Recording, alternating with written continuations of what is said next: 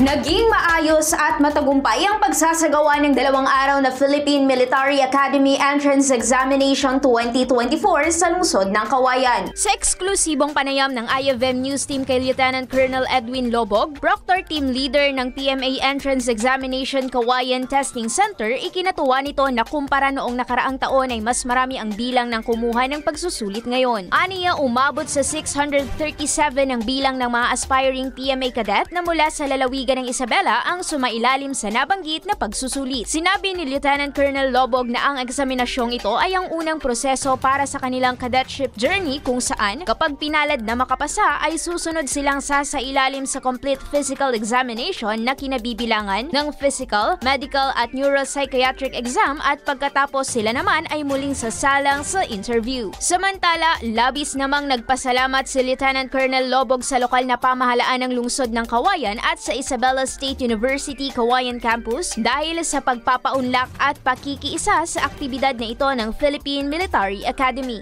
Yung pauloan ng Philippine Military Academy, pamumuno ni Vice Admiral Cesar Bernard Valencia, PDB, na nagpapasalamat tayo sa city government na pinayagan tayo at sa Isabela State University, yung Cauayan Campus, the whole university is pinayagan tayo ng umamit na kanyang facilities. Sa ganap natin itong PMA Entrance Exam 2024. This is the first step in their cadetship journey. Lahat ng mga examine na napapasa, the result we will publish ito sa PMA website and PMA Facebook page.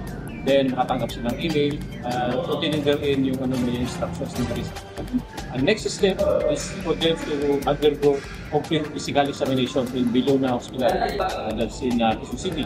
Part of the complete physical exam are the physical, medical exam, the neuropsychiatric examination, and of course, meron tayong interview. Ito ang pahayag ni Lieutenant Colonel Edwin Lobog. Idol, nanunuyo ba at humihina ang elasticity o pagbanat ng balat? Bumababa ang fat level sa ilalim ng balat, gayon din ang collagen availability sa katawan, kaya naman 50 pa lang mukha ay kulubot na.